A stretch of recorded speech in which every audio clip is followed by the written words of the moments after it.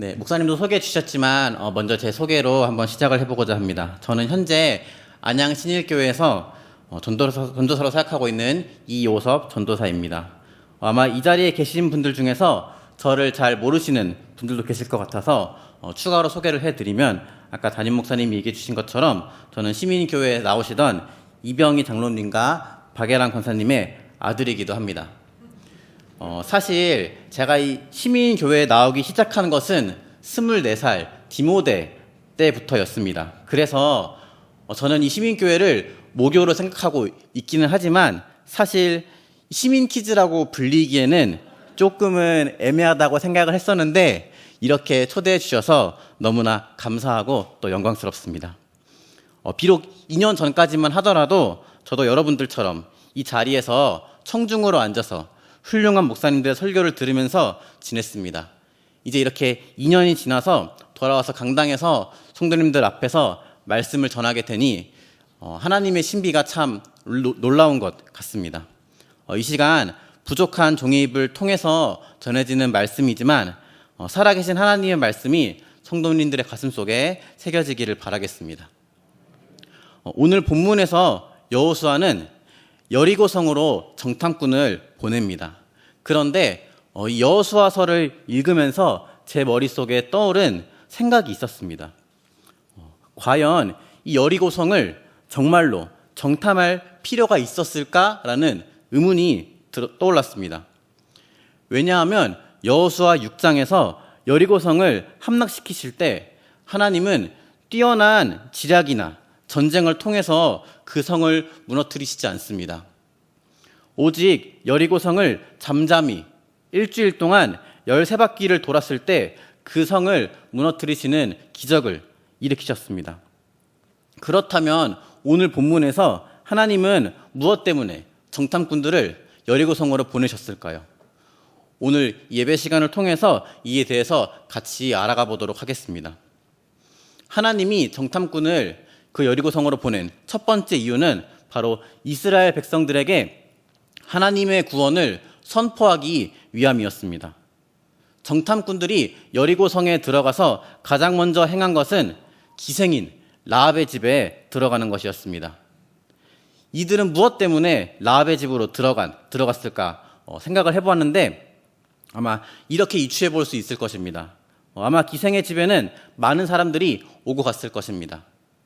그래서 그 성에 대한 정보도 얻을 수 있을 것이고, 동시에 낯선 이들도 많이 모여있는 장소여서 처음 들어간 정탐꾼들이 자신들을 숨기면서 자연스럽게 스며들기에 좋은 곳이었을 것입니다. 하지만 아쉽게도 그들의 바람과는 달리 정탐꾼들은 곧바로 자신의 행적을 들키고 맙니다.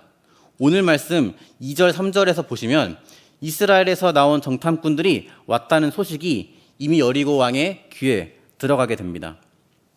단순히 정탐하러 왔다는 사실을 아는 것뿐만이 아니라 3절에서는 그 여리고 왕이 정확히 정탐꾼들이 라합의 집에 들어간 사실까지 알고 있었습니다. 어떻게 그 소식이 여리고 왕에게까지 전해질 수 있었을까요? 이 질문에 대한 대답은 성경에는 나와 있지 않지만 저 스스로가 생각하고 내린 결론입니다. 여러분, 만약 이 예배당 안에 한 외국인이 들어와서 앉아 있다면, 그가 아무리 우리나라 사람처럼 보이려고 애쓴다고 할지라도 우리 모두가 그 사람이 외국인인 것을 알 수 있을 것입니다. 이와 마찬가지로 정탐꾼들이 아무리 자신들의 존재를 숨기려고 한다고 할지라도 그들의 존재를 감추는 것은 불가능했을 걸로 보입니다. 결국 여리고 왕은 라합의 집에 사람을 보내게 되고 정탐꾼들은 숨어야 하고 도망치는 신세가 되어버립니다. 하지만 오늘 말씀에서 뜻밖의 인물이 그들을 도와주게 되는데, 바로 그 집의 주인이었던 기생 라합이 그들의 존재를 숨겨주고 도망칠 수 있도록 도와줍니다. 그런데 신기한 것은 정탐꾼들이 라합에게 자신들을 도와달라고 말하기도 전에 이미 라합이 정탐꾼들을 숨겨주었다는 것입니다. 라합 본인이 스스로의 의지를 가지고 정탐꾼을 도와준 것을 볼 수 있습니다. 지금 라합이 하고 있는 행동은 자신이 이제껏 살아온 도시를 배반하는 일이고, 만약 그 사실을 들키게 된다면 본인은 물론 자신의 가족들까지 모두 죽음에 처할 수 있는 그러한 행동입니다. 라합은 이 모든 위험을 무릅쓰고 처음 본 이스라엘 정탐꾼들을 도와주게 되는데, 과연 라합은 무엇 때문에 정탐꾼들을 도와주었을까요? 이 질문에 대한 해답은 다음 구절에서 라합이 정탐꾼들에게 하는 고백이 있습니다. 오늘 말씀 9절부터 12절까지가 라합이 정탐꾼들 앞에서 하는 고백입니다. 라합은 이미 이스라엘 백성들이 출애굽한 뒤 광야에서 겪은 모든 일들을 알고 있었습니다. 이스라엘 사람들은 홍해를 마른 땅으로 건너왔고, 아모리 사람들과 전쟁에서도 승리하였습니다. 그리고 이것이 아니더라도 이스라엘 백성들은 그 험난한 광야에서 약 40년이라는 시간을 보내고 이제 가나안 땅을 목전에 두고 있었습니다. 하지만 라합의 결단은 이스라엘 군대를 두려워하는 마음으로 내린 것이 아니었습니다. 9절에서 라합은 여호와께서 이 땅을 너희에게 주신 줄을 내가 아노라 라고 고백하고 있습니다. 라합은 지금 이스라엘과 여리고성, 이 두 가지 사이에서 이스라엘 군대가 두려워서 이스라엘을 택한 것이 아니라 이스라엘을 도우시는 하나님을 선택한 것입니다. 라합이 믿고 따르기로 한 존재는 이스라엘이 아니라 하나님이었습니다. 라합은 하나님 편에 서 있는 것이 전쟁에서 승리하는 방법임을 알았습니다. 그리고 혹여나 이스라엘이 전쟁에서 패하더라도 진짜 중요한 것은 그 눈앞에 보이는 전쟁의 승패가 아니라 하나님 나라에 들어가는 것임을 알았습니다. 그래서 실제로 라합은 가나안인들의 두려움을 네 가지의 단어로 표현하고 있는데요. 9절에서는 심히 두려워하고 간담이 농나니 라고 얘기하고 있고, 11절에서는 마음이 녹았고 정신을 잃었나니, 이렇게 네 개의 표현으로 성경은 얘기하고 있습니다. 개역개정판에서는 조금 다르게 번역되었지만 이 표현들은 출애굽기 15장 15절 6절 15절 16절에서 모세가 하는 고백과 같은데, 이것을 히브리어 원어로 보면은 여기서 사용된 이 단어들은 용사이신 하나님의 모습을 보고 사람들이 느끼는 공포를 드러내는 모습입니다. 라합은 전해 들은 소식들을 통하여서 하나님이 온 세상의 주인이시고 우리의 인생을 다스리는 분이심을 깨달은 것입니다. 그녀는 누구도 하나님의 나라를 세우는데 한가하거나 반대할 수 없음을 알았습니다. 그리고 혹여나 그 나라를 거부하거나 방해하는 이들에게는 죽음만이 기다리고 있다는 사실을 깨달은 것입니다. 아까의 질문으로 돌아와서 라합이 지금 자신이 지내왔던 이곳을 배반하면서까지 정탐꾼들을 도와준 이유는 하나님을 두려워했기 때문입니다. 자신과 자신 가족의 생명이 하나님이 보내주신 정탐꾼들에게 달려있음을 라합은 알았습니다. 라합은 더 이상 자신의 생명을 여리고성을 위해서 바치는 것이 아니라 이스라엘과 하나님 나라를 위하여 바치기로 마음먹은 것입니다. 그래서 그녀는 적극적으로 정탐꾼들을 도와주고 하나님 나라 편에 서기로 결정하였습니다. 그런데 더욱 놀라운 것은 이러한 고백을 들은 정탐꾼들입니다. 사실 그들은 이러한 라합의 말을 무시할 수 있었습니다. 라합은 그들이 차지해야 하는 적들 중 한 명이었고, 그 중에서도 보잘것없는 한 기생 여인이었습니다. 하지만 그들은 라합의 고백을 단순히 사람의 고백으로 받아들이지 않고 하나님의 말씀으로 받아들입니다. 하나님은 그 땅을 이스라엘 백성들에게 주셨음을, 하나님이 그 땅을 이스라엘 백성들에게 주셨음을 확신하였습니다. 그래서 그들은 여호수아에게 돌아가서 라합이 그들에게 들려준 얘기 그대로 보고하고 있는데요. 이를 9절과 24절에서 비교를 하면 이렇게 나와 있습니다. 9절에서 라합이 이 땅을 너희에게 주신 줄을 아노라라고 고백하는데, 24절에서 정탐꾼들은 이 여호와께서 온 땅을 우리 손에 주셨으므로 라고 보고하고, 마찬가지로 9절에서 라합은 너희 앞에서 간담이 농난이라고 얘기하는데 정탐꾼들은 여호수아 앞에서 그들이 우리 앞에서 간담이 녹는다라고 똑같이 고백하는 모습을 볼 수 있습니다. 즉 라합의 고백은 한 여인의 고백이 아니라 하나님이 그들에게 주신 구원 그 자체였습니다. 지금 이스라엘 백성들에게 처한 상황에서 구원이 무엇이겠습니까? 바로 약속의 땅인 가나안으로 들어가는 것입니다. 하나님은 여리고성을 앞두고 있는 이스라엘 백성들과 여호수아에게 내가 이미 그 땅을 차지하여 너희에게 주었으니 너희는 두려워하지 말고 어서 가서 그 땅을 차지하라라고 기생 라합의 입을 빌려서 선포해주고 계신 것입니다. 그런데 사실 여기서 정탐꾼들의 행동을 살펴보면 이들은 그들의 임무에 실패한 사람들이나 다름이 없습니다. 보통 우리가 생각했을 때 정탐꾼들의 임무가 무엇입니까? 당연히 그 땅을 정탐하는 것입니다. 상대방의 수는 몇 명이고 무기는 얼마나 있고 경계는 어디를 하고 있고 어디가 취약한지 이러한 것을 알아보고 돌아오는 것이 우리가 알고 있는 정탐꾼의 임무입니다. 그들은 지금 가나안 땅에서 큰 성 중 하나인 여리고성을 앞두고 있습니다. 이 성은 난공불락이라고 불릴 정도로 크고 공략하기 힘든 성입니다. 여리고성에 가서 이 정탐꾼들이 해야 할 일은 성을 공략하는 방법을 찾는 것입니다. 전쟁을 시작하면서 성벽이 오르기엔 적합한지, 성 안으로 들어가는 통로가 어디 있는지, 이스라엘 군대가 쳐들어올 때 안에서 성문을 열어줄 수 있는 방법은 없는지 이러한 것들을 알아봐야만 했습니다. 하지만 정탐꾼들은 이러한 것에 대해서 전혀 알지 못한 채 돌아가게 됩니다. 그 어느 것도 알아채지 못한 채 돌아가야 했지만 그 정탐꾼들은 여호수아 앞에서도 두려워하지 않고 당당하게 보고합니다. 그들이 이렇게 당당할 수 있었던 이유는 기생 라합을 통해서 그들에게 하나님의 구원의 소식이 전해졌기 때문입니다.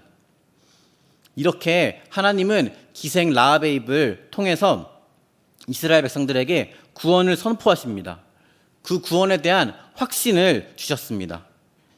이스라엘 백성들이 후에 요단강을 건너고 여리고성을 앞에 두고 할례를 받을 수 있었던 이유 중 하나도 하나님이 이미 그 땅을 이스라엘에게 주셨다고 기생 라합을 통해서 선포하셨기 때문이라고 생각합니다. 그리고 실제로 이 정탐꾼들의 실패는 아무런 영향을 끼치지 못했습니다. 왜냐하면 이스라엘 백성들이 여리고성을 차지할 때 성벽을 돌기만 했기에 성벽을 정탐하고 거기서 얻어야 하는 정보들은 아무런 도움을 주지 않았을 것입니다. 하나님은 이처럼 실패한 것처럼 보이는 정탐꾼들을 사용하셔서 이스라엘 백성들에게 구원을 알려주셨습니다. 아니, 처음부터 정탐꾼들은 하나님의 계획으로 나아가는 그 과정 가운데 있었던 것입니다. 그리고 끝내 그 과정들을 통해서 여호수아와 이스라엘 백성들은 더 이상 두려워하지 않고 가나안 땅으로 여리고성으로 나아갈 수 있었습니다. 이처럼 우리의 모든 인생은 과정 가운데 있습니다. 그것이 나의 눈으로 바라봤을 때 성공이든지 실패이든지 그것은 상관없습니다.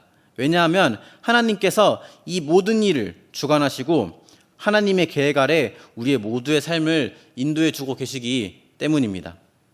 그분은 우리가 가야 할 길을 먼저 살피시고 우리의 안위를 살피시는 분입니다. 그래서 우리는 지금 내가 겪고 있는 일이 힘들고 버겁더라도 우리는 하나님이 계획하고 계신 구원의 여정 가운데 있음을 믿어야 합니다. 이 길 끝에서 결국 하나님은 우리의 삶에 구원을 선물해 줄 것이기 때문입니다. 그 사실을 믿으며 하나님의 과정을 신뢰하며 살아가는 서울시민교회 성도님 되시기를 진심으로 소망합니다. 하나님이 여리고성으로 정탐꾼을 보내신 그 두 번째 이유는 라합, 바로 한 사람을 구원하기 위함이었습니다. 사실 오늘 본문은 자칫 잘못하면 라합이 스스로의 의지를 드리고 스스로 하나님의 위대하심을 고백하면서 스스로 구원받은 것처럼 보일 수 있습니다. 아마 누군가는 이 본문을 묵상하면서 라합과 같은 믿음을 가져야지라는 교훈을 얻으실 수도 있습니다. 물론 이러한 라합의 이 믿음은 우리가 본받아야 할 믿음인 것은 맞습니다. 하지만 성경이 여기에서 우리에게 알려주고자 하는 것은 단순히 라합의 뛰어난 믿음이 아닙니다. 왜냐하면 라합이 아무리 뛰어난 믿음을 가졌다 할지라도 만약 정탐꾼들이 그 땅을 가지 않았다면 라합은 구원받지 못하고 다른 여리고 성의 사람들처럼 죽음을 맞아야 했을 것이기 때문입니다. 하지만 하나님은 여리고 성 안에서 이스라엘의 모든 행함을 듣고 하나님을 두려워하는 그 한 사람 라합을 구원하여 주셨습니다.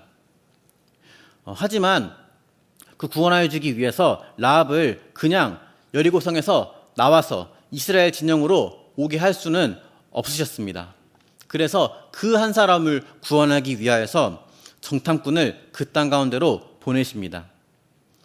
그리고 정탐꾼들을 그 많은 곳 중에서 라합이 거하는 곳으로 보내셔서 그 만남이 이루어지게 하셨습니다. 하나님을 사랑하고 두려워하는 여인을 위해 그 여인을 구원하시기 위해서 정탐꾼들을 보내셨습니다. 이로 인해 정탐꾼들은 그 한 여인을 만나기 위한 여정을 출발해서 자신들이 의도하지 않았더라도 라합을 만나게 되고 라합과 맹세를 맺어 그 여인을 구원하게 된 것입니다. 라합이 정탐꾼들을 도와 그들의 목숨을 구해준 것은 라합의 의지가 아닌 하나님의 계획이었습니다. 그 계획을 위해 하나님은 정탐꾼들을 사용하셨고 라합과의 만남을 성사시킵니다. 여인을 만나 맹세하게 하고 결국 여리고성이 함락될 때 라합만큼은 구원을 얻도록 하십니다. 하나님을 사랑하는 한 여인을 위해 그녀를 구원하기 위해 굳이 떠나보내도 되지 않을 정탐꾼들을 보내셨습니다. 끝끝내 그 한 사람을 위해 여리고성 한가운데로 정탐꾼들이 들어가게 하셨고 라합을 구원하여 주십니다. 그런데 정탐꾼들의 이 떠나지 않아도 됐을 여정, 왠지 우리가 알고 있는 한 분의 여정과 많이 닮아있지는 않습니까? 이 여정은 굳이 떠나도 되지 않는 여정을 택하신 예수님의 여정과 너무나도 닮아 있습니다. 예수님은 우리를 여기에 모여있는 각 한 사람 한 사람을 구원하기 위해 자신이 떠나지 않아도 되는 그 여정을 선택하셨습니다. 하나님은 사람과의 교제가 없더라도 완전한 분이시며 우리의 도움이 없어도 스스로 온전하신 분입니다. 때문에 예수님은 우리를 위해 우리를 죄로부터 구원하기 위해 이 땅 가운데 내려오시는 수고를 하실 필요가 없었습니다. 오늘의 말씀의 정탐꾼들과는 다르게 예수님은 이 여정의 진짜 목적이 무엇인지 알고 계셨습니다. 하지만 예수님은 그 뜻을 꺾지 않으시고 자신이 가지고 계신 하늘 보좌의 영광을 다 내려두고 이 땅 가운데 오셔서 우리와 같이 되셨습니다. 예수님은 왜 이 험난한 여정을 선택하셨을까요? 바로 오늘의 말씀의 제목처럼 한 사람, 그 한 사람을 구원하기 위하여서 바로 여기에 앉아있는 저와 여러분들을 위해서 여러분들을 사랑하시기에 이 모든 선택을 결정하신 것입니다. 이것을 인간의 언어로 사랑이라고 표현하고 있지만 사실 저는 이 사랑이라는 단어도 우리를 향한 예수님의 마음을 표현하기에 너무나 부족한 단어라고 생각이 듭니다. 이미 모든 영광을 하늘에서 취하고 계신 그 영광의 자리에서 인간의 몸을 취하기 위해 오신 그 마음을 우리가 인간으로서 생각하는 사랑이라는 단어로 표현하기에 죄송할 만큼 예수님은 우리를 너무나 사랑하시고 우리에게 놀라운 은혜를 베푸셨습니다. 그리고 우리를 위하여서 가장 고통적인 방법으로 십자가에서 그 피를 흘리시며 죽음을 당하였습니다. 오늘 말씀 이후 여리고성이 함락당할 때 라합은 붉은 줄을 창문에 매달고 구원을 얻습니다. 이 붉은 줄은 이스라엘 백성들이 출애굽할 때 유월절 어린 양의 피로 각각의 집이 구원받은 것처럼 라합의 집에는 붉은 줄로 인해서 그 구원을 얻은 것입니다. 이 붉은 줄은 라합에게 구원의 표징이 된 것입니다. 그리고 6월절 어린 양의 피와 붉은 줄, 이 두 가지는 십자가에서 우리를 위하여 돌아가신 예수님의 보혈을 의미하기도 합니다. 우리를 위한 예수님의 여정과 그 희생을 까먹지 않고 매일매일 마음속에 품고 살아가는 성도님 되시기를 진심으로 축복합니다. 마지막으로 이렇게 구원을 받은 우리가 어떻게 살아가야 할지 얘기를 드리려고 합니다. 성경에 수많은 사람들은 복음을 영접하고 혼자만 그 복음을 간직하지 않습니다. 그 복된 소식을 주위 사람들에게 널리 알리며 전파하며 살아갑니다. 오늘 본문에서 라합도 마찬가지였습니다. 라합은 혼자서 이 구원을 받으려고 하지 않았습니다. 오늘 본문 13절에서는 나의 부모와 나의 남녀 형제와 그들에게 속한 모든 사람을 살려주오 라고 라합이 얘기하고 있는 것을 볼 수 있습니다. 라합은 이 고백을 통해서 단순히 자신의 가족들과 주변 지인들이 목숨을 구제받기 위한 마음으로 부탁한 것이 아니라 자신의 주변 사람들 또한 하나님 나라의 백성에 들어갈 수 있게 해달라고 간청한 것입니다. 정탐꾼들은 이 간청을 들어주게 되고 실제로 여리고 성이 무너질 때 라합과 그의 가족들, 친족들까지도 구원을 얻게 됩니다. 이제 구원을 얻은 이들은 이스라엘 백성들과 같이 하나님 나라 백성으로 살아가게 되었습니다. 그런데 이러한 것은 이미 구원을 얻은 우리에게도 마찬가지입니다. 우리는 예수님의 희생과 사랑으로 인해 우리의 노력으로는 얻을 수 없는 구원을 얻었습니다. 이제 이 구원을 받은 우리는 예수님의 사랑과 구원을 전해야 하는 사명을 받았습니다. 제가 좋아하는 찬양 중 그가 오신 이유라는 제목을 가진 찬양이 있습니다. 찬양의 가사는 이렇습니다. 잠깐 읽어드리도록 하겠습니다. 지으신 그대로 회복시킨 우리의 창조주 그리스도 십자가의 길로 아버지 뜻 이루셨네. 그가 이 땅에 오신 이유. 그런데 이 찬양은 이렇게 끝나지 않고 그 다음 가사에 이렇게 나옵니다. 이제 우리에게 맡겨진 그 소망, 그 사랑, 그 생명, 아름답고 눈부신 십자가의 길, 우리가 이 땅에 살아갈 이유. 여러분, 예수님이 이 땅에 오신 이유가 바로 우리가 이 땅에서 살아갈 이유와 같습니다. 예수님의 소망, 예수님의 사랑, 예수님의 생명이 이제 우리에게 맡겨진 것입니다. 물론 우리가 이 시대 가운데 복음을 전파하고 전도하는 것이 쉬운 일은 아닙니다. 사람들이 가지고 있는 교회에 대한 안 좋은 시선을 견뎌내며 복음을 전하는 것이 쉽지는 않습니다. 하지만 저는 이 자리에 계신 여러분들에게 이렇게 얘기해드리고 싶습니다. 우리가 지금 일어나서 복음을 전하는 것이 예수님이 하늘보좌를 버리고 이 땅에 내려오셔서 우리를 위하여 십자가를 지신 그 일보다 어려울까요? 절대로 그렇지 않다는 것입니다. 예수님이 우리를 위하여, 나라는 단 한 사람을 위하여 여정을 떠난 것처럼 우리도 우리 주변에 있는 누군가를 위해 이 믿음의 여정을 출발해야 합니다. 이 믿음의 여정은 정탐꾼이 그랬던 것처럼 내가 있는 곳을 떠나 어딘가로 꼭 가야 하는 것이 아니라 여러분의 주변에 있는 누군가를 마음에 품고 기도하는 것을 시작하는 것만으로도 충분합니다. 그러니 정탐꾼이 그랬고 예수님이 그랬던 것처럼 성도님들도 단 한 사람을 위한 그 여정을 출발하시기를 진심으로 기도하겠습니다. 말씀 마무리하겠습니다.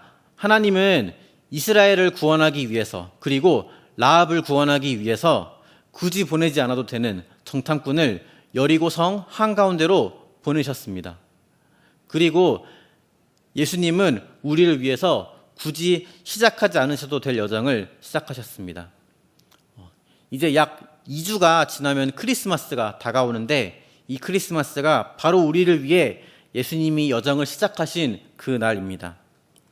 크리스마스에 휴가를 즐기고 가족들끼리 시간을 보내는 것도 중요하지만 예수님이 이 땅에 오신 날을 우리가 기념하고 또 감사하는 날로 보내셨으면 좋겠습니다. 또한 더 나아가서 우리가 믿고 아는 그 사실을 주위 사람들에게 전하며 살아가는 서울시민교회 성도님 되시기를 저도 항상 같이 기도하도록 하겠습니다.